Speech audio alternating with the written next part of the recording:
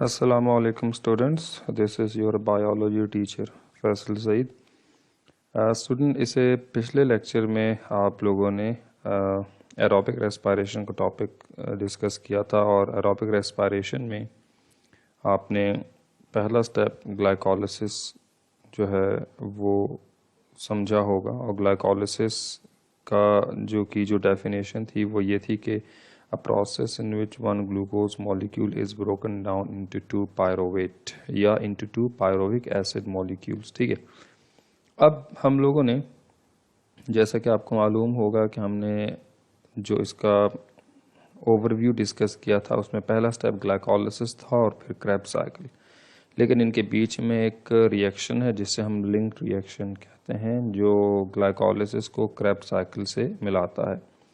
तो चलिए स्टूडेंट, हम अपने टॉपिक को स्टार्ट करते हैं। सबसे पहली बात तो आपको ये बात कंफर्म है कि ग्लाइकोलिसिस में एंड प्रोडक्ट क्या होता है, पायरोवेट। ठीक है, पायरोविक एसिड। तो चूंकि दो पायरोवेट हैं इसी लिहाज से दो लिंक रिएक्शन होंगे और फिर दो क्रेब्स साइकिल होंगे, यानी ग्लाइकोलिसिस एक कंप्लीट होगा तो दो पायरोवेट बनेंगे और दोनों पायरोवेट दो अलग अलग क्रेब्स साइकिल परफॉर्म करेंगे। अब चूंकि हम लोग एक ही क्रेब्स साइकिल पढ़ लेंगे तो जो दूसरे में हो रहा होगा डेफिनेटली वो बिल्कुल एक जैसा प्रोसेस है। अच्छा, अब सबसे पहले जो मुझे आपको बात बतानी है वो ये कि आपके पास ये जो एक स्टेप है यहाँ से यहाँ तक, अगर हम इसको डिस्कस करें तो ये लिंक्ड रिएक्शन कहलाया जाता है। ठीक है, कुछ एमसीक्यूज भी मैं कोशिश करूँगा आपसे डिस्कस करता रहूँ। लिंक रिएक्शन के लिहाज से हम ये कहते हैं कि ये वो प्रोसेस है जो पायरोवेट को या जो ग्लाइकोलिसिस को क्रेब्स साइकिल में एंटर करने के लिए ये एक स्टेप है जिसको मैं यहाँ मेंशन कर रहा हूँ, ये लिंक रिएक्शन है। ठीक है,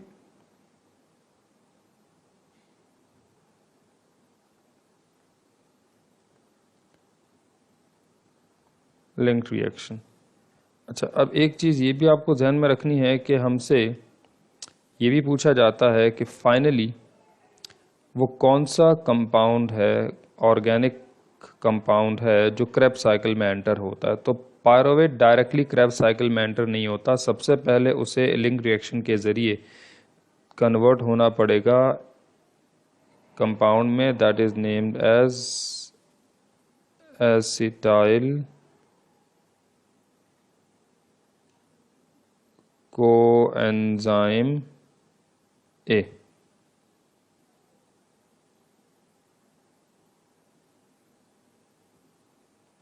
ठीक है, यानी pyruvate should be converted into acetyl coenzyme A before it will enter into Krebs cycle. तो अगर आपसे ये सवाल पूछा जाए कि कौन सा वो प्रोडक्ट होगा that will finally enter into the Krebs cycle, so it will be pyruvate, no it will be acetyl coenzyme ए।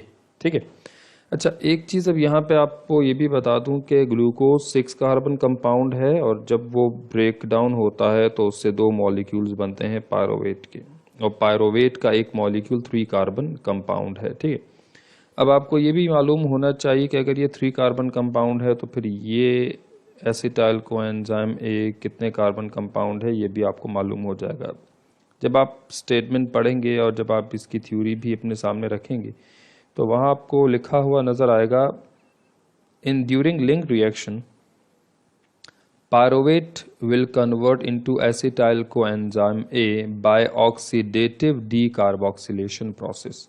या आप यूँ भी कह सकते हैं pyruvate will convert into acetyl coenzyme A by decarboxylation and oxidation process. ठीक है, अब इसका क्या मतलब है देखें।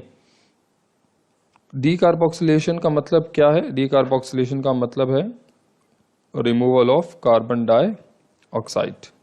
ठीक है, तो यहाँ कार्बन डाइऑक्साइड का मॉलिक्यूल जो है वो रिमूव हो रहा है। ये एरो हमें बता रहा है कि पायरोवेट में से CO2 का मॉलिक्यूल रिमूव होगा, तो ये हो गया डीकार्बोक्सिलेशन। ठीक है, इसके अलावा और क्या है? NAD। ठीक है, it will come and it will become NADH, यानी यहाँ पे NAD पायरोवेट में से हाइड्रोजन एक्सट्रैक्ट कर रहा है तो पायरोवेट को ऑक्सीडाइज कर रहा है, खुद NAD रिड्यूस हो रहा है, खुद NAD रिड्यूस हो रहा है, ठीक है, NAD NADH बन रहा है और पायरोवेट को ऑक्सीडाइज कर रहा है। अब अगर हम यहाँ देखें तो इस लिहाज से हमने बताया कि pyruvate will convert acetyl coenzyme A by oxidative decarboxylation process, ठीक है। ये तो हमें मालूम हुआ कि पायरोवेट एसिटाइल कोएंजाइम ए में कन्वर्ट होगा। अब आपको ये चीज़ देखनी है कि अगर एक कार्बन डाइऑक्साइड का मॉलिक्यूल रिमूव हो रहा है तो पायरोवेट इटसेल्फ 3 कार्बन कंपाउंड है सॉरी। तो इसका मतलब ये हुआ कि अब acetyl coenzyme A would be 2 carbon compound, ठीक है।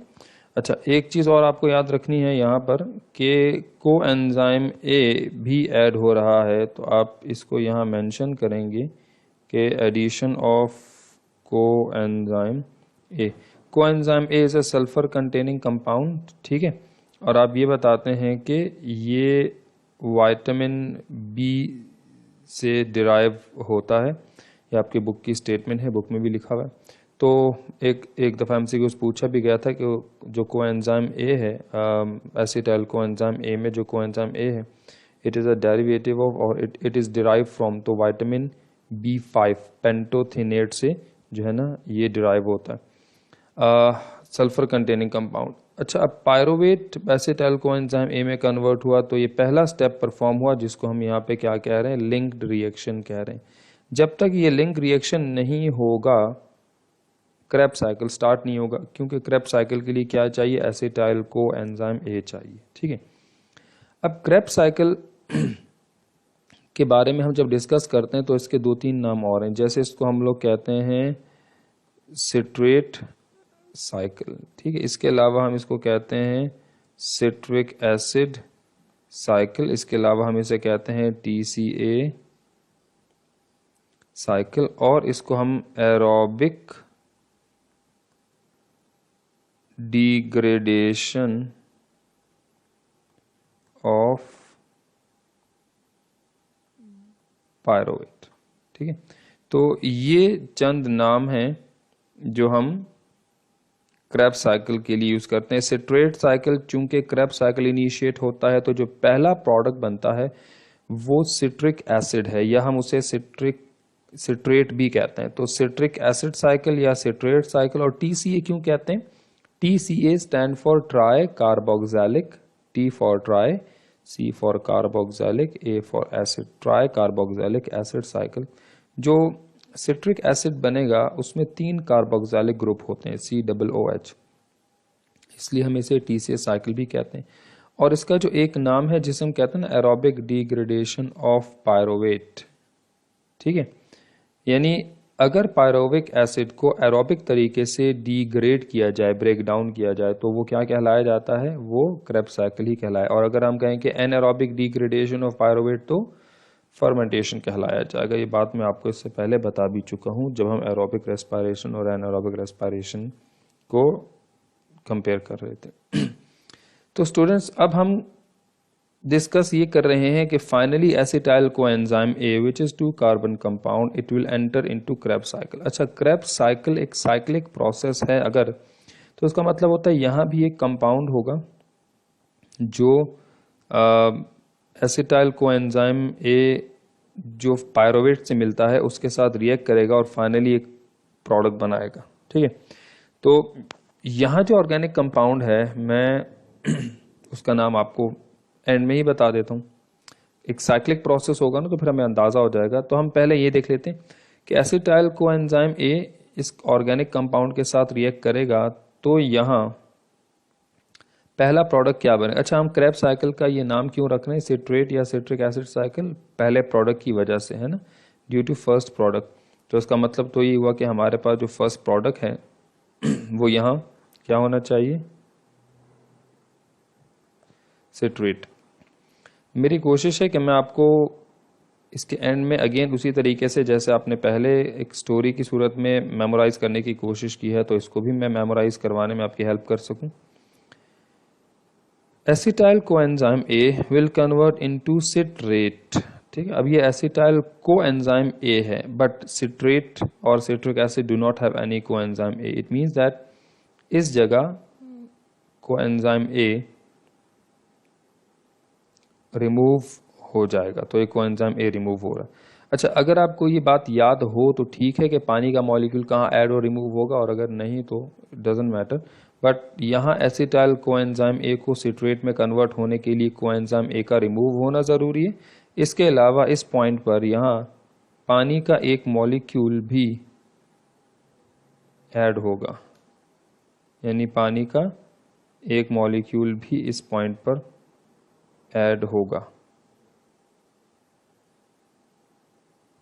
ठीक है। अच्छा, जब ये सिट्रेट बनता है उसके अगले स्टेप में सिट्रेट क्या बनता है? उसके अगले स्टेप में सिट्रेट बनता है सिस एकोनिटेट। सिस एकोनिटेट, यहां सिस और ट्रांस केमिस्ट्री में आप पढ़ चुके होंगे। ठीक है। सिस फंक्शनल ग्रुप अगर एक तरफ होते हैं दोनों, ट्रांस अगर दोनों फंक्शनल ग्रुप एक दूसरे के ऑपोजिट साइड पे, तो सिस एकोनिटेट ऑर्गेनिक कंपाउंड है जो हम यहां डिस्कस करेंगे। ठीक है। अच्छा, अब cis aconitate is the organic compound, यानी हम इसको, आपके बुक में लिखा है कि citrate will convert finally into isocitrate by intermediate.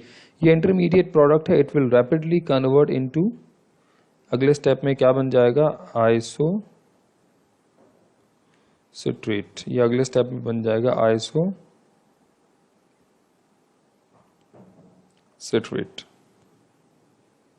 ठीक है। अब सिट्रेट सिस एकोनिटेट में कन्वर्ट हो रहा है, तो यहां पानी का एक मॉलिक्यूल ऐड हुआ था, मगर यहां पानी का एक मॉलिक्यूल रिमूव होगा, और फिर यही पानी का एक मॉलिक्यूल दोबारा सिस एकोनिटेट में ऐड होगा, और finally it will become isocitrate. अच्छा, आइसोसिट्रेट यहाँ अगर हम देखें, मैं ज़रा इसको क्लियर कर दूं।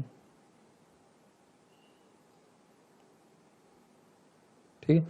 अच्छा, isocitrate convert into oxalosuccinate. Isocitrate will convert into oxalosuccinate. अच्छा, अब यहां पे भी स्टेटमेंट आपको सुने मिलेगी, isocitrate will convert into oxalosuccinate by oxidation process. अब यहां पे ऑक्सीडेशन क्या हो रही है? Removal of hydrogen. Isocitrate will lose its electron. ठीक है। तो आइसोसिट्रेट अपना इलेक्ट्रॉन लूज करेगा, और वो इलेक्ट्रॉन कौन लेगा आइसोसिट्रेट से? NAD। NAD is responsible to receive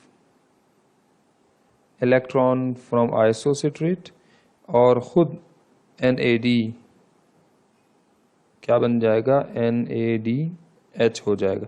यानी यहाँ पे हमने बताया कि isocitrate will convert into oxalosuccinate by oxidation process. Isocitrate become oxidized but NAD become reduced, तो NADH, और फाइनली आइसोसिट्रेट बनेगा ऑक्सैलोसक्सिनेट। ठीक है। अब जो ऑक्सैलोसक्सिनेट है, जब आप, अब इस वक्त हम लोग क्रेब्स साइकिल डिस्कस कर रहे हैं। ठीक है। तो जो ऑक्सैलोसक्सिनेट है, अगले स्टेप में ये डी कार्बोक्सिलेशन के जरिए, अब यहाँ पे जो मैं बोल रहा हूँ वो क्या, कौन सा प्रोसेस है? डी कार्बोक्सिलेशन, यानी रिमूवल ऑफ कार्बन डाइऑक्साइड। तो एक एमसीक्यूज ये भी है कि आप हमें बताएं डी कार्बोक्सिलेशन क्रेब्स साइकिल में किन स्टेप या किन पॉइंट्स पर होता है, वो भी आपका क्लियर हो रहा है। ऑक्सैलोसक्सिनेट के बाद जो प्रोडक्ट बनता है alpha keto glutaric acid, that is alpha keto, हम इसको अल्फा कीटो ग्लूटरेट लिख देते हैं।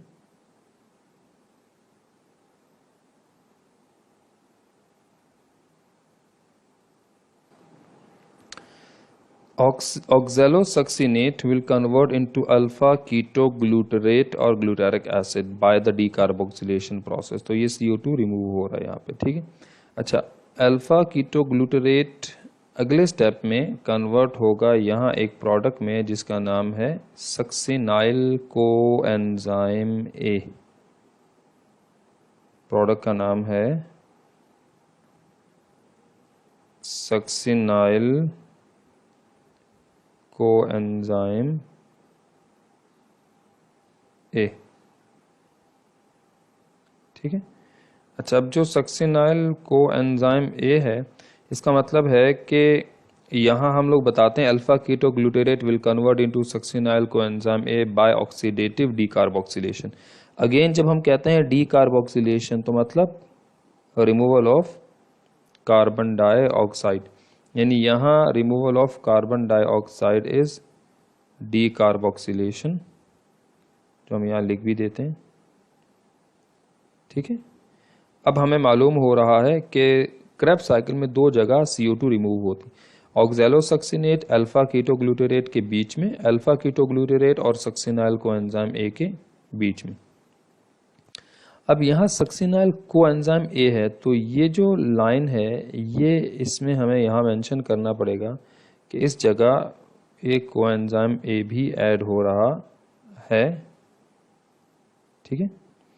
और चूंकि हमने बताया था alpha ketoglutarate will convert into acetyl coenzyme A. ठीक है। तो ये हम रिमूव कर देते हैं, CO2 हमें यहाँ मिल रहा है इस जगह। ठीक है। तो अब क्या होगा, हमने ये भी बताया था कि ऑक्सीडेटिव डीकार्बोक्सिलेशन, कौन सा process, oxidative decarboxylation.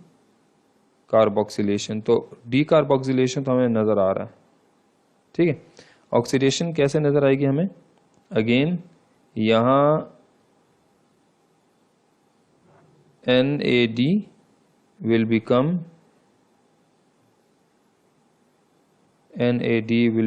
NADH, so it will reduce itself, लेकिन अल्फा कीटोग्लूटेरेट ऑक्सीडाइज होगा, फाइनली सक्सिनाइल कोएंजाइम ए बन जाएगा। Succinyl coenzyme A will now convert into the next product which is known as succinate, succinic acid, succinate. ठीक है। अच्छा, और यहाँ पर क्या होगा सक्सिनेट में कि एक तो कोएंजाइम ए इसमें नहीं है, तो हम यहाँ बताएंगे कि coenzyme A is now removed, coenzyme A remove हो चुका है। ठीक है। और फाइनली ये वो पॉइंट है जहां GDP will become guanosine diphosphate will become GTP। ठीक है। और उसके बाद क्या होगा, देखें अगर कोई पूछे कि क्रेब्स साइकिल में ATP सिंथेसिस किस पॉइंट पर होती है, तो वो सक्सिनाइल कोएंजाइम ए और सक्सिनेट के बीच में होती है। अब आप कहेंगे ATP तो है ही नहीं, तो जरा गौर से देखिएगा, यहाँ guanosine diphosphate which is a mononucleotide will convert into GTP guanosine triphosphate, और finally GTP will be consumed to charge ADP। यहाँ पर एक ADP जो है वो चार्ज होगा और वो बन जाएगा ATP। देखें इसको हम यूं समझ सकते हैं, हम अपना सेल फोन डायरेक्टली भी चार्ज करते हैं। ठीक है। पर समटाइम्स हम पहले पावर बैंक चार्ज करते हैं और पावर बैंक से फिर हम एनर्जी। तो इस स्टेप में ATP चूंकि डायरेक्टली अपना फॉस्फेट एक्सट्रैक्ट नहीं कर सकता, तो वो काम करता है गुआनोसिन डाइफॉस्फेट, फॉस्फेट एक्सट्रैक्ट करके GTP गुआनोसिन ट्राइफॉस्फेट बनेगा, और फिर गुआनोसिन ट्राइफॉस्फेट अब वो फॉस्फेट ट्रांसफर करेगा ADP को और वहां ATP बन जाएगा। ठीक। अब यहाँ एक ATP बना, हमने दो कहे थे। अगर आप स्टार्ट में देखें वो दो ATP का मतलब है क्रेब्स साइकिल दो होते हैं ना, तो हमारे पास एक ATP एक क्रेब्स साइकिल का, दूसरा ATP दूसरे क्रेब्स साइकिल का, इस तरीके से। अच्छा, अब सक्सिनेट यहाँ COA enzyme coenzyme A remove हो गया. Succinate will convert into fumarate. Fumaric acid is now convert into fumarate. अब यहाँ ये फ्यूमरेट में कन्वर्ट हो रहा है और इसको यहाँ पर जो है वो ऑक्सीडेशन का प्रोसेस होगा और यहाँ पे हमें जो कंपाउंड जो इसको ऑक्सीडाइज करेगा वो FAD है. That will become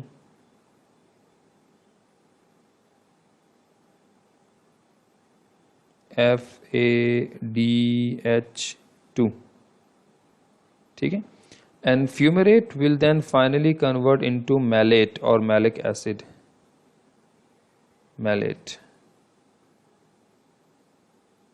Finally, it will convert into malate, या जिसको हम malic acid कहेंगे. और यहाँ होगा addition of water मॉलिक्यूल. तो पानी के मॉलिक्यूल को यहाँ पे एक मॉलिक्यूल ऐड होगा. अच्छा, malate finally will convert into the last product. Krebs cycle का जो लास्ट फाइनल प्रोडक्ट होगा वो क्या है? Oxalo acetate. Finally the last product of Krebs cycle is oxalo acetate. ठीक है. और यहाँ पर भी मैलेट ऑक्सैलो एसीटेट में कन्वर्ट होगा डीकार्बोक्सिलेशन के जरिए. तो क्या होगा डीकार्बोक्सिलेशन कौन करेगा? NAD. NAD will become NADH. ठीक है स्टूडेंट. तो ये है हमारे पास क्रेब्स साइकिल. और अब हम अगर देखें इसको एक रिव्यू देखें. सबसे पहले हमने बताया pyruvate. One pyruvate molecule will convert into one acetyl coenzyme A and then it will convert into a single Krebs cycle. ठीक है. एक पायरोवेट एक एसिटाइल कोएंजाइम A में कन्वर्ट होगा ऑक्सीडेटिव डीकार्बोक्सिलेशन के जरिए. अगेन ऑक्सीडेटिव डीकार्बोक्सिलेशन के जरिए. और कोएंजाइम A यहाँ ऐड होगा. एसिटाइल कोएंजाइम A बनेगा 3 कार्बन कंपाउंड और ये 2 कार्बन. अच्छा, अब यहाँ पे आपसे सवालात पूछे जा सकते हैं कि कौन सा ऑर्गेनिक कंपाउंड जो है उसमें कितने कार्बन है. एसिटाइल 2 कार्बन है. ठीक है. और ऑक्सैलो एसीटेट कितने कार्बन है? 4 कार्बन कंपाउंड है. तो 4 carbon compound finally react with acetyl coenzyme A. तो यहाँ सिट्रेट क्या बना? सिट्रेट बन गया 6 कार्बन कंपाउंड. ठीक है. अच्छा, सिट्रेट 6 कार्बन कंपाउंड है. अगेन ये भी 6 कार्बन कंपाउंड है. 6 कार्बन कंपाउंड है. 6 कार्बन कंपाउंड यानी सिट्रेट, सिस एकोनिटेट, आइसोसिट्रेट, ऑक्सैलोसक्सिनेट ये सब 6 कार्बन कंपाउंड है. कोई CO2 ऐड और रिमूव नहीं हो रहा. लेकिन ऑक्सैलोसक्सिनेट के बाद alpha ketoglutarate is a 5 carbon compound. 5 carbon compound क्योंकि एक CO2 रिमूव हो रहा है. तो 5 कार्बन कंपाउंड. उसके बाद आपके पास ऑक्सैलो अल्फा कीटोग्लूटेरेट जो है ना फाइनली सक्सिनाइल कोएंजाइम A बनता है. अगेन एक CO2 रिमूव होता है. 4 carbon compound. Then 4 carbon compound, 4 carbon compound and 4 carbon compound and 4 carbon compound. तो ये आपको जो है ये भी याद रखना होगा कि कौन से ऑर्गेनिक कंपाउंड में कितने जो है वो कार्बन मौजूद हैं, कितने कार्बन स्केलेटन है उसका. अच्छा, अब अगर इसको हम लोग मेमोराइज करने की कोशिश करें तो एक छोटी सी कहानी मैं आपको यहीं सुना देता हूँ. गुल्लू की पूरी स्टोरी आपको जो है वो इससे प्रीवियस लेक्चर में मैंने बता दी थी. लास्ट सीन क्या था? गुल्लू घर पे मौजूद है और गुल्लू पायरेट्स ऑफ कैरेबियन मूवी देख रहा है. अपना टाइम वेस्ट कर रहा है. यानी उसे अब कुछ ख़ास इंटरेस्ट नहीं अपनी ज़िंदगी से, अपने फ्यूचर से.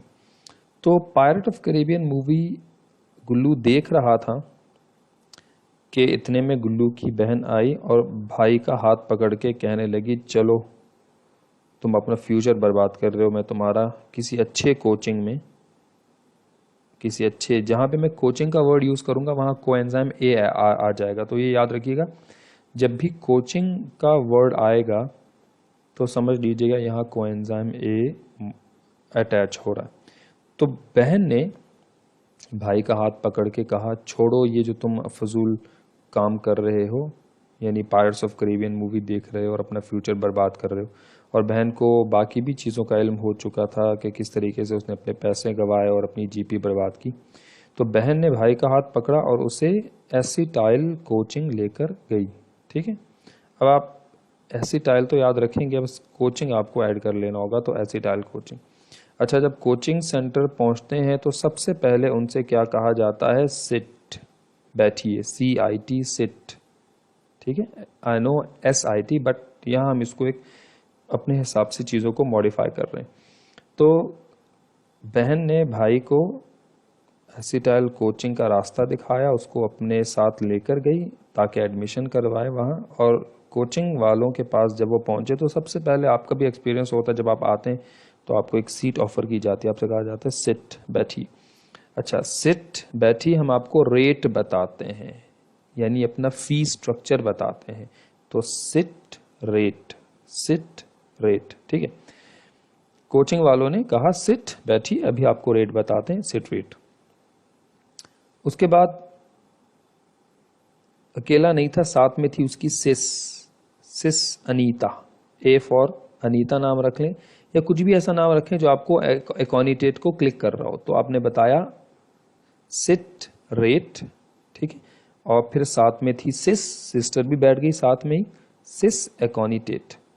ठीक है, अब उसके बाद क्या है? उसके बाद ये है कि जब फी का स्ट्रक्चर पूछा, बहन, ज़्यादातर बहन ही बात कर रही थी, तो बहन ने कहा ISO, यानी फीस के बारे में मालूम होने के बाद बहन बोली ISO। ISO मतलब सेम, ISO सिट रेट, यानी आपने भी बिल्कुल वैसे ही हमें डील किया जैसे इससे पिछले 3 कोचिंग सेंटर्स ने हमें डील किया, यानी उन्होंने भी सेम फी का स्ट्रक्चर बताया, तो आपने हमें डिस्काउंट ही नहीं दिया। मतलब आपकी भी फीस वही है जो आपसे पहले 2-3 कोचिंग सेंटर जहां हम होके आ रहे हैं, तो आपने हमें डिस्काउंट तो दिया ही नहीं। यानी बहन ने ISO सेम, ISO सिट रेट। तो कोचिंग वालों ने इस पर पलट के बोला कि ठीक है बहन, वो आपकी बात ठीक है लेकिन हमारा कोचिंग सक्सीनेट है। अब आप पहले इस वर्ड को देखें, हमारा कोचिंग सक्सीनेट है, सक्सेसफुल है। भाई आपका यहाँ से सक्सेस लेकर निकलेगा। ऑक्जेलो एक वर्ड ऐड करना होगा आपको। ठीक है, अब ये चीजें आपको इतना तो मेमोराइज करना ही होगा, यानी कि ISO सिट्रेट, यानी ये तो सेम है, वही फी स्ट्रक्चर है जो 3-4 कोचिंग वालों ने बताया। तो कोचिंग वालों ने पलट के जवाब दिया हमारा कोचिंग सक्सीनेट है, सक्सेसफुल है। सक्सीनेट, जब भी मैं सक्सेस का वर्ड यूज करूंगा आप उसे सक्सीनेट के साथ जोड़ दीजिएगा। ऑक्जेलो, सक्सेस अवश्य है। ठीक है, तो ये बातें चल ही रही थी बहन के और कोचिंग वालों के बीच, और गुल्लू खामोश था कि अचानक गुल्लू बीच में कूद पड़ा। काटो, गुल्लू सेड, काटो। क्या काटो? अब किसने कहा? गुल्लू ने कहा। ठीक है, गुल्लू, और आगे है रेट, यानी जो भी रसीद की बातें आप कर रहे हैं, पैसे का लेन देन कर रहे हैं, प्लीज इसको जल्दी से खत्म करें, काटें, और अगर एडमिशन कराना है तो कराएं, मुझे देर हो रही है, मुझे जाना है वापस। यानी ये गुल्लू की स्टेटमेंट है, और गुल्लू बीच में कूद पड़ा। काटो, कीटो, अल्फा कीटो गुल्लू ट्रेट, तो अल्फा कीटो ग्लूटेरेट। अच्छा, इस वक्त कार्बोनेटेड ड्रिंक, यानी कि गुल्लू इस वक्त खामोश था तब तक क्योंकि वो कोल्ड ड्रिंक पी रहा था, कार्बोनेटेड ड्रिंक। ठीक है, और जैसे ही उसकी ड्रिंक खत्म हुई वो बोल पड़ा, जाहिर सी बात है। अब जैसे ही वो बोल पड़ा, बहन ने दूसरी कोल्ड ड्रिंक मंगवा दी, कार्बोनेटेड ड्रिंक। ठीक है, जैसे ही खत्म हुई वो बोल पड़ा, और बहन को लगा कि अब ये ज्यादा बीच में ना बोले वरना काम खराब हो जाएगा, फौरन उसको दूसरी कोल्ड ड्रिंक, कार्बोनेटेड ड्रिंक पिला दी। तो आप कीटो ग्लूटेरेट से पहले एक कोल्ड ड्रिंक, जब गुल्लू की कोल्ड ड्रिंक खत्म हुई तो वो बोला, और फिर उसके बाद उसको दोबारा दूसरी दे दी ताकि वो खामोश हो जाए। अच्छा, बहन को अंदाजा हो गया कि अब अगर हम लोग कोचिंग यहाँ वहाँ जाते रहेंगे ना तो गुल्लू शायद मना कर दे। बहन ने फौरन जो है एडमिशन करा दिया भाई का, और दोनों वापस चल दिए। अच्छा, रास्ते में बहन अपने भाई को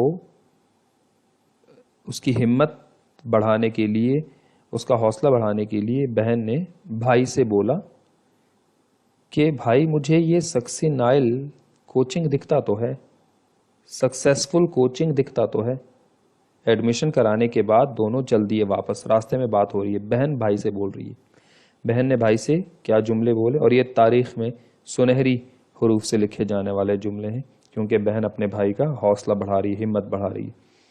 भाई मुझे सक्सेनाइल कोचिंग दिखता तो है, यानी सक्सेसफुल कोचिंग दिखता तो है, और इंशाल्लाह तुम यहाँ से सक्सेसफुल होके सक्सीनेट होकर निकलोगे और फेमस हो जाओगे। फ्यूमरेट, फेमरेट बोल दो इसको, फेम है ना। दोबारा सुन लो, सक्सेनाइल कोचिंग दिखता तो है, यहाँ से तुम इंशाल्लाह सक्सीनेट होकर निकलोगे और फेमस हो जाओगे। अच्छा ये बताओ कि सक्सेसफुल कोचिंग दिखता है और तुम यहाँ से सक्सीनेट या सक्सेसफुल होके निकलोगे, ये अल्फाज किसी का हौसला बढ़ाने के लिए है, बिल्कुल है।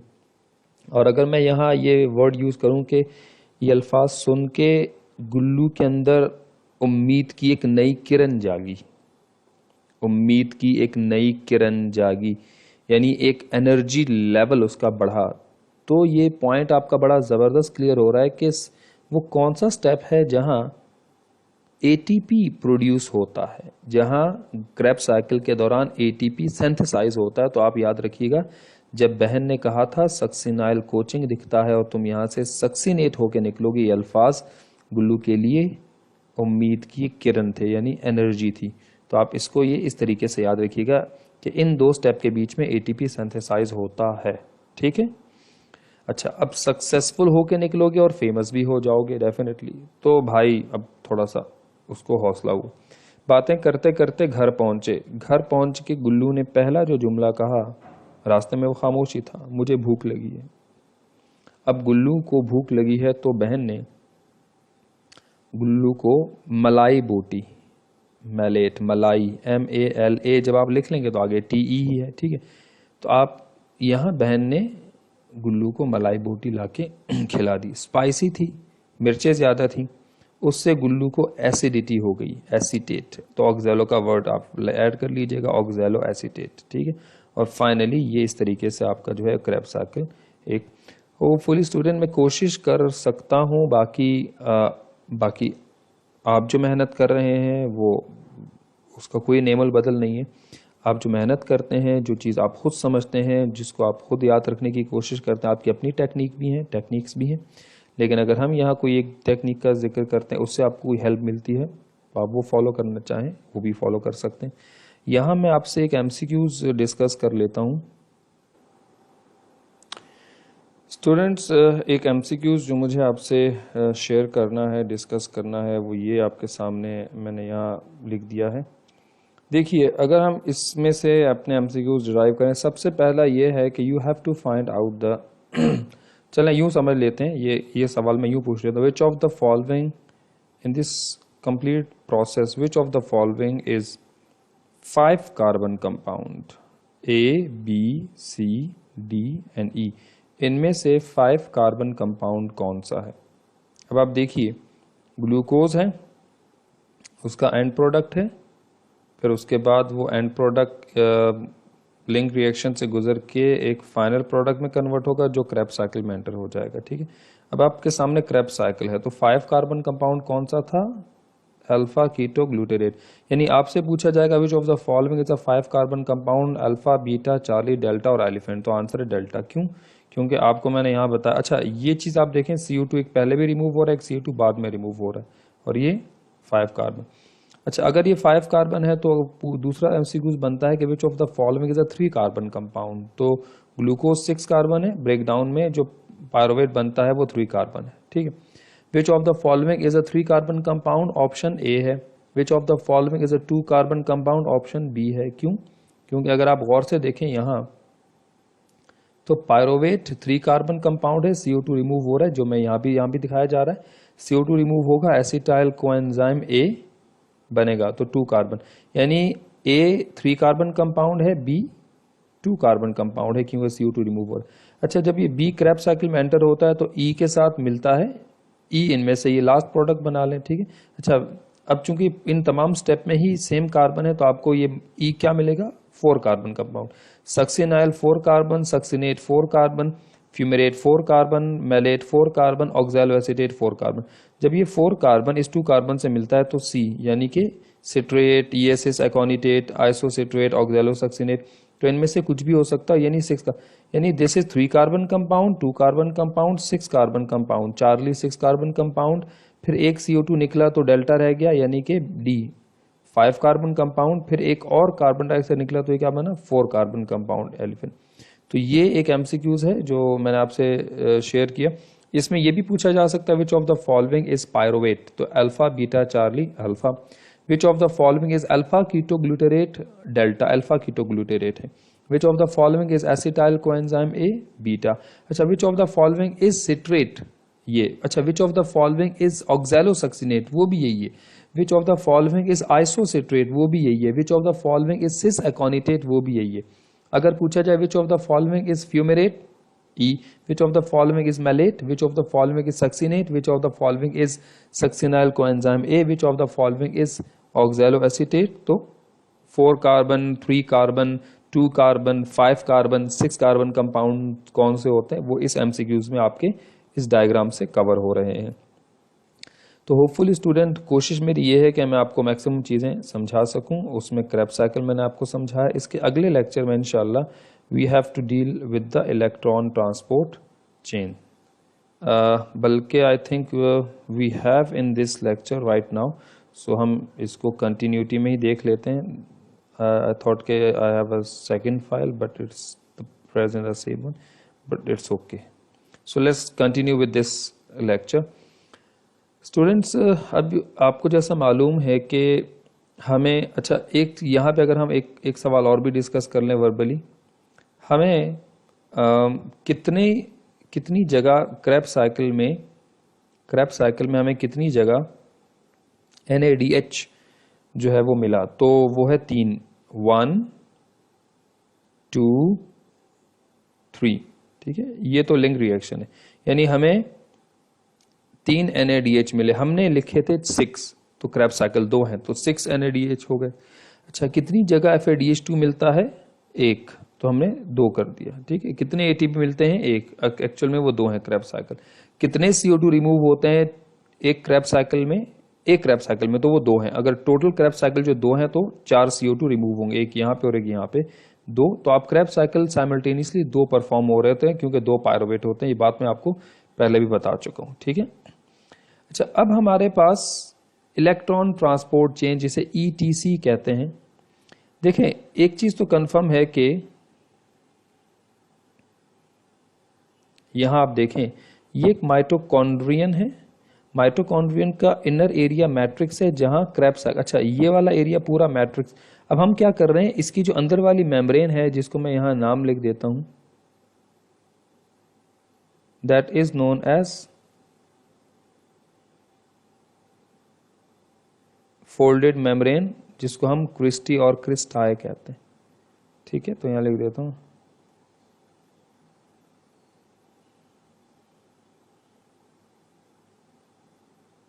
ठीक है, इनर मेम्ब्रेन क्रिस्टी। अच्छा, अब ये बड़ी इंपॉर्टेंट चीज है कि आउटर मेम्ब्रेन स्मूथ है, इनर फोल्डेड है। अच्छा, स्मूथ और फोल्डेड मेम्ब्रेन के बीच में अगर आपको ये गैप नजर आ रहा हो, ये वाला गैप, ठीक है, इस गैप की बड़ी इंपॉर्टेंस है।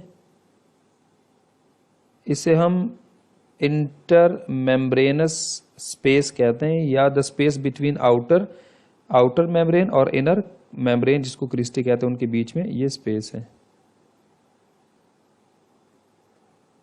Space inter membranes between outer and inner layer. ठीक है, अच्छा अब हम क्या कर रहे हैं, ये जो एरिया है क्रिस्टी का, ये वाला एरिया, इसको हम एनलार्ज कर रहे हैं। तो ये वो मेम्ब्रेन है जो क्रिस्टी है और इस मेम्ब्रेन में हमारे पास ये स्ट्रक्चर भी मौजूद है।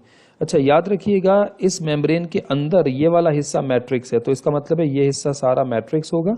और इस मेम्ब्रेन के बाहर ये जो गैप है जिसको स्पेस कह रहा हूं, तो इंटरस्टिशियल स्पेस या इंटर मेम्ब्रेनस स्पेस कहेंगे, ये वाला जैसे इंटर मेम्ब्रेन स्पेस लिखा हुआ है यहाँ पे, तो ये मैं उसी स्पेस का जिक्र कर रहा हूँ। ठीक है, मैं लिख देता हूँ यहाँ इंटर मेम्ब्रेन स्पेस, ताकि वहां पर भी बात कंफर्म हो जाए।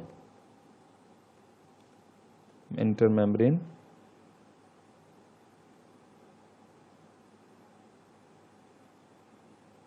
स्पेस। अब मैट्रिक्स में क्रेब्स साइकिल परफॉर्म हुआ जिससे हमें बहुत सारे NADH और FADH2 वगैरह मिले। ठीक है, अब सबसे पहले तो इस क्रिस्टी मेम्ब्रेन में हर जगह, इस पूरी क्रिस्टी मेम्ब्रेन में आपको ये वाले 4 स्ट्रक्चर नजर आएंगे, cytochrome C, cytochrome B, cytochrome A और इसके अलावा इसको हम कहते हैं ATP सिंथेस कॉम्प्लेक्स। ठीक है, दोबारा सुन लीजिएगा, आप इस मेम्ब्रेन को जिसे क्रिस्टी और क्रिस्टाई कहते हैं, इसमें आपको 4 स्ट्रक्चर हर थोड़े थोड़े यूनिट्स के बाद मिलेंगे, cytochrome C, cytochrome B, cytochrome A और ATP सिंथेस कॉम्प्लेक्स। अब साइटोक्रोम का एक्चुअल काम है क्या साइटोक्रोम C का, वो ये है कि जो NADH है उसे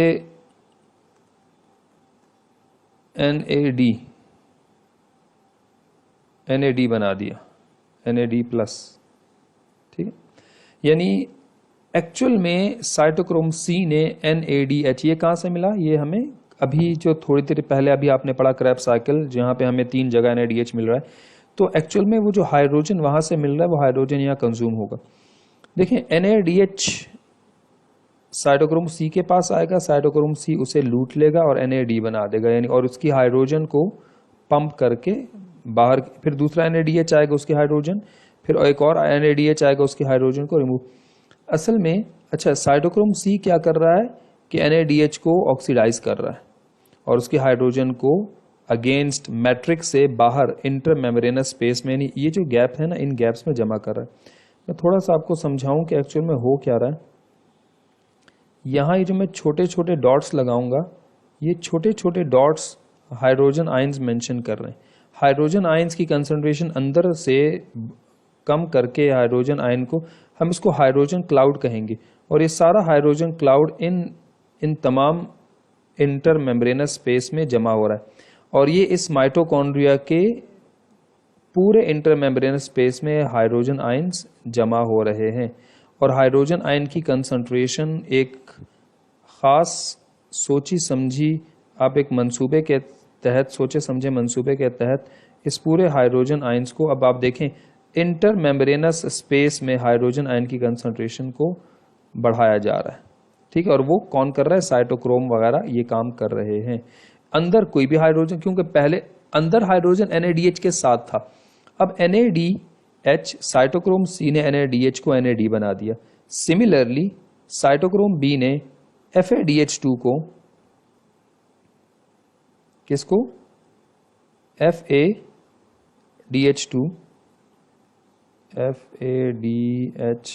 को FAD बना दिया। ठीक है, अच्छा, अब एक बड़ी इंपॉर्टेंट चीज है, साइटोक्रोम C हाइड्रोजन लेकर मैट्रिक्स के अंदर वाले, यानी मेम्ब्रेन के अंदर वाले हिस्से को, जिसको मैट्रिक्स कहते हैं, यहां से हाइड्रोजन को इधर धकेल दिया। सिमिलरली साइटोक्रोम B ने भी FADH2 से हाइड्रोजन लेकर बाहर धकेल दिए।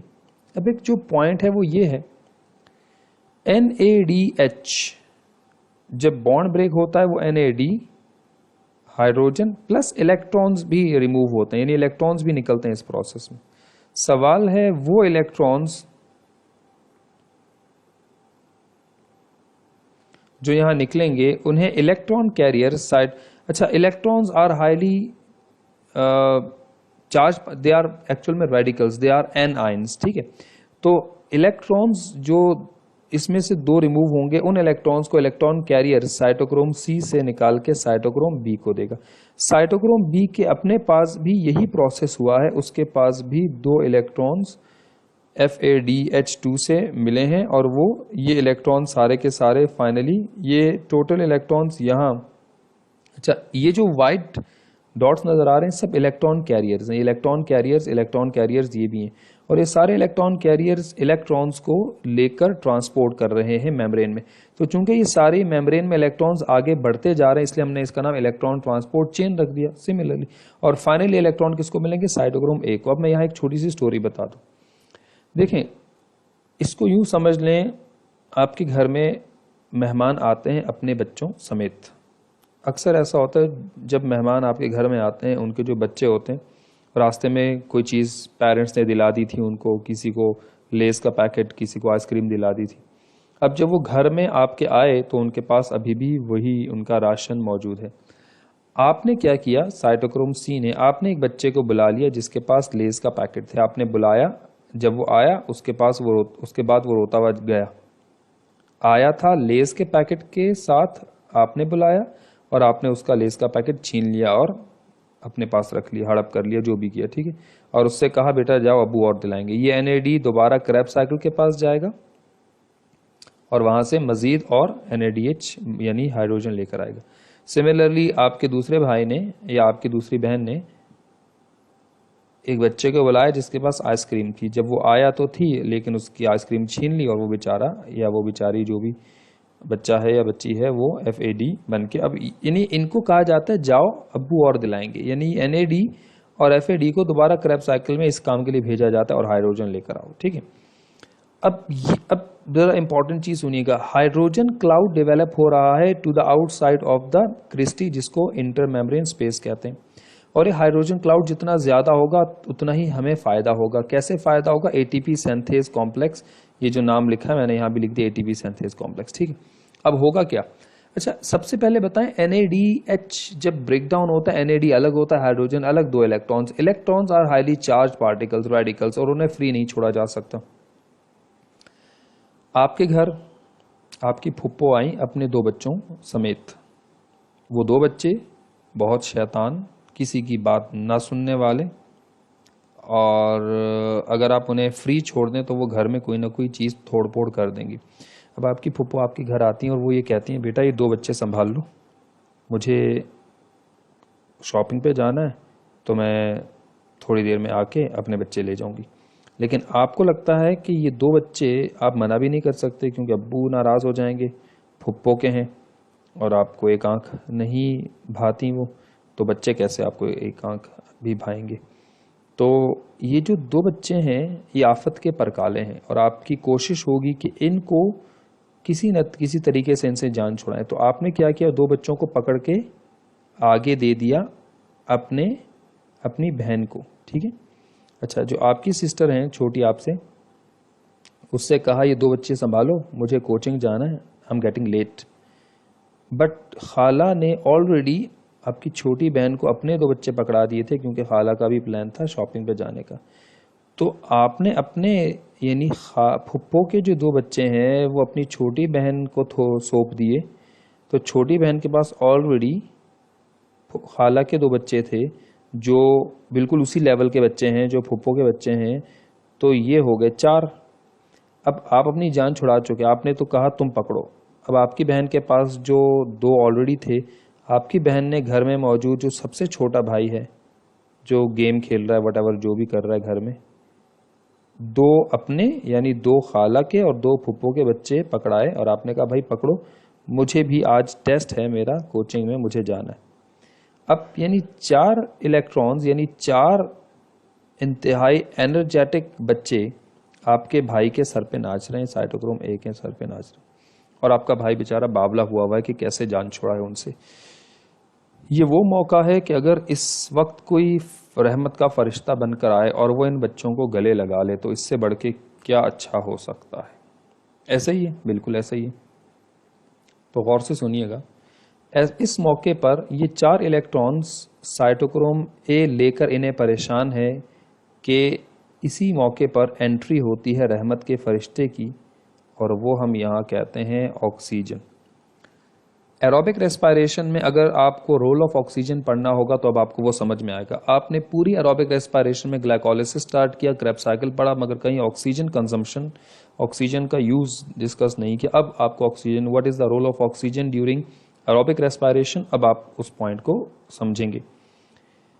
यूं समझ लीजिए कि आपका भाई परेशान है और दरवाजे पर कोई दस्तक देता है, डोरबेल बजती है, आपका भाई दरवाजे तक गया, वहाँ एक अंकल यानी ऑक्सीजन का जिक्र हो रहा है। ऑक्सीजन वो अंकल हैं जिनका भी मैं आपको स्टोरी में बताऊंगा। ऑक्सीजन यानी वो अंकल आपके दरवाजे पर मौजूद हैं। आपके भाई ने दरवाज़ा खोला और वो पूछ के आ रहे हैं, बेटा आपके अब्बू से मुझे काम है तो उन्हें बुला दीजिए। अब्बू है ही नहीं घर पे, अब्बू तो कहीं गए हुए हैं किसी काम से। अब भाई सीधा बोल दे अब्बू तो नहीं है, तो अंकल चले जाएंगे। अब अंकल को कुर्बानी का बकरा बनाना है, तो भाई ने अंकल को ड्राइंग रूम में बिठा दिया और कहने लगा कि अंकल आप बैठिए, मैं अब्बू को बुला लाता हूँ। बस आप ये 4 बच्चे जो है ना, इनकी ज़रा थोड़ी देर के लिए देखभाल कर लीजिए, मैं आपके लिए ठंडा गर्म भी ले आऊँगा और अब्बू को भी बुला लेता हूँ। यानी यहाँ 4 बच्चे जो आफत के परकाले हैं, ये 4 इलेक्ट्रॉन्स, ऑक्सीजन कहता है कि भाई तुम लोगों से नहीं संभले जाते, लाओ मुझे दो, मैं इन चारों को एक्सेप्ट कर लेता हूँ, ठीक है। अच्छा, oxygen is a molecular and oxygen atomic state में हाईली अनस्टेबल है, ये बात कंफर्म है, ठीक है, जिसे हम ½ O2 करके लिखते हैं। अब ऑक्सीजन ने जैसे ही 4 इलेक्ट्रॉन्स को गले लगाया तो ऑक्सीजन की हालत ख़राब हो गई। यानी वो जो अंकल थे, जब उन्होंने 4 बच्चों को उनकी थोड़ी देर के लिए देखभाल का जिम्मा अपने अपने सर लिया, तो आपका भाई तो हो गया 9 2 11, यानी वो निकल लिया क्रिकेट मैच खेलने। लेकिन जब भाई वापस आया तो अंकल के कपड़े जगह जगह से फटे हुए, बाल बिखरे हुए, पैर में जूते नहीं, अंकल की हालत बहुत ही ख़राब हो चुकी है। तो अंकल की ये हालत ख़राब करने के ज़िम्मेदार कौन हैं? वो 4 बच्चे। यहाँ ऑक्सीजन बहुत ही स्टेबल है, ऑक्सीजन ने जैसे ही 4 इलेक्ट्रॉन्स को गेन किया, oxygen will become highly unstable, ठीक है। अच्छा, अब एक चीज़ ज़रा देख लीजिएगा कि हमारे पास अब ये जो ऑक्सीजन है ये हाईली अनस्टेबल हो गई है, तो क्या होगा? अनस्टेबल होने में इट विल बिकम अच्छा, मैं इनको सिर्फ यहाँ ऑक्सीजन लिख देता हूँ, ठीक है। यानी अब मैंने इनको 2 अलग अलग ऑक्सीजन में डिवाइड कर दिया है। यूँ समझ लीजिए कि अब ऑक्सीजन जो है ना हाईली अनस्टेबल है, इट्स ½ O2, एक्चुअल में ½ O2 ही हम इसको लिखेंगे, ठीक है। तो ऑक्सीजन अनस्टेबल होने, अच्छा ऑक्सीजन अनस्टेबल हुई तो क्या होगा? ऑक्सीजन अनस्टेबल हुई तो इसका मतलब है हर एक ऑक्सीजन ने, देखें ऑक्सीजन ने 4 इलेक्ट्रॉन्स लिए तो एक ऑक्सीजन को 2 इलेक्ट्रॉन मिले, यानी 2 ऑक्सीजन एटम थे, एक मॉलिक्यूल है मगर 2 एटम्स हैं। तो ऑक्सीजन ने 4 इलेक्ट्रॉन लिए और ये एटॉमिक ऑक्सीजन बन गई, oxygen with 2 electrons, oxygen with 2 electrons, और यहाँ पे पहले से ही एक स्टेबल ऑक्सीजन मौजूद है, इससे स्टेबल ऑक्सीजन मॉलिक्यूल, ठीक है। अब हुआ क्या? हुआ ये कि ये सारे के सारे ऑक्सीजन, यानी यहाँ पे what is the role of oxygen? Oxygen will act as a primary electron, sorry, oxygen will act as a final electron acceptor during aerobic respiration, क्योंकि ये सारे के सारे इलेक्ट्रॉन्स अल्टीमेटली कहीं ना कहीं तो डंप करने, अगर ये इलेक्ट्रॉन्स प्रॉपरली डंप ना किए गए तो they may cause mutation within the DNA और within the living structure, जो हम डिस्कस कर मतलब हम करेंगे इंशाल्लाह। देखें ऑक्सीजन जो है वो मॉलिक्यूलर से एटॉमिक बन गई, तो इस वक्त O with 2 electrons, O with 2 electrons, इन दोनों ऑक्सीजन को, इन इलेक्ट्रॉन्स को किसी के साथ शेयर करना है जिससे स्टेबिलिटी आ जाए। वो कैसे आएगी वो मैं बता। अच्छा, सबसे पहले इतनी सारी हाइड्रोजन जो बाहर जमा हुई है, all these hydrogen will then flow through this structure ATP synthase complex from higher concentration towards lower concentration, ठीक है। ये जानबूझ के हाइड्रोजन क्लाउड डेवलप हुआ। जब ये हाइड्रोजन क्लाउड हाइड्रोजन फ्लो करेगा तो इस फ्लो की मदद से, हाइड्रोजन के इस फ्लो की मदद से एडिनोसिन डाइफॉस्फेट के साथ फॉस्फेट अटैच होगा, ये एनर्जी इस्तेमाल होगी जो इस हाइड्रोजन के फ्लो से निकलेगी, और finally it will lead to the synthesis of ATP, adenosine triphosphate, ठीक है। और कितने एडिनोसिन ट्राइफॉस्फेट थे? 32 है ना। तो 32 ATP will produce in this step. अब एक सवाल यह है कि इतने सारे हाइड्रोजन जो हमें मिल रहे हैं, इतने सारे हाइड्रोजन जो बाहर से अंदर आ रहे हैं, ये हाइड्रोजन अब अंदर आके क्या करेंगे? They are now useless.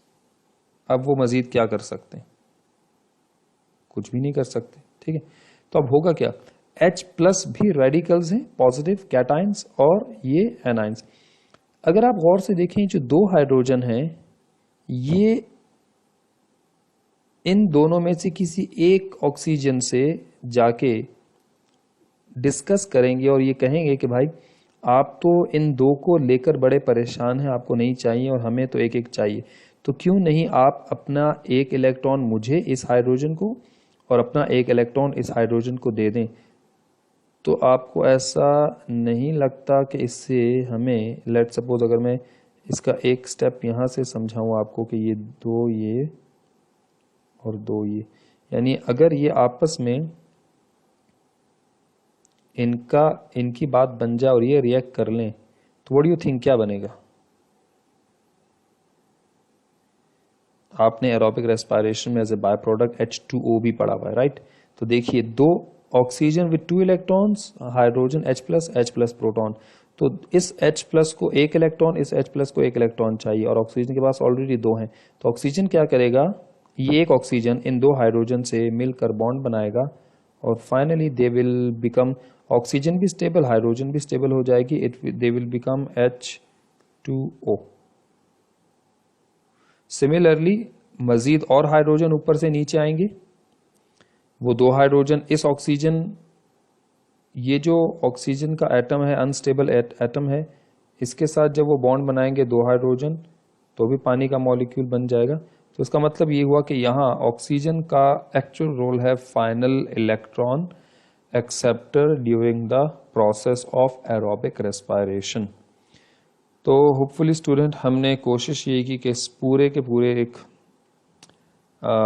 Audio video lecture के ज़रिए हमने